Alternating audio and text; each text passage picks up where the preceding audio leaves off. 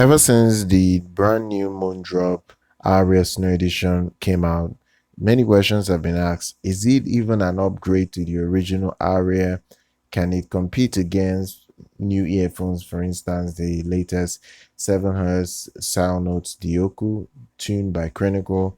Can it compete? And let me just take a look at some of those questions and we analyze that. Now, the first one is um does it, at least, is it really an upgrade to the original Aria?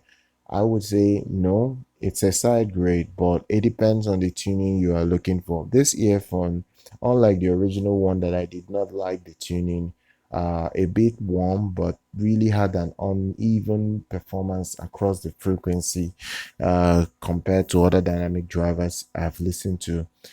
This one is going to be very similar to the Tripowin Olina in such a way that it is going to be very neutral. It's going to be very, very neutral. It might not be too fun for anybody that is going out there to buy it and listen to it. The sound note Dioko from 7Hz will be much more, I would say, much more direct.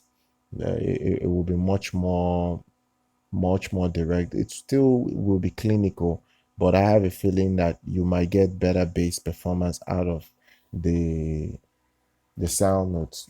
You might get slightly better bass performance, but I've seen the graph of both of these two earphones and I can say that they are very neutral. They are going to be neutral to bright.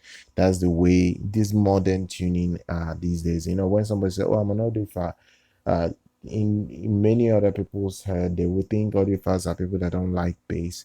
So tuners technically go and tune the earphone. They don't elevate the bass well and listen to it to make sure it doesn't distort. They don't even check all that. They just say, okay, people don't really care about boom boom bass. So everybody's looking at being an audiophile. So they will not really do much. So look, I would say this earphone is going to be massive in terms of sales. The original Aria had a cult reputation. A lot of people liked it. I'm one of the few that didn't like it at all. So let's see how performances would be like this season. Uh, look, I don't know if this 7Hz would please a lot of people. It's only time that will tell whether it can please a lot of audiophiles. But let's see how things pan out. So all the details for these two earphones will be in the description if you want to check it out. Subscribe to the channel. I'll see everybody very much next time.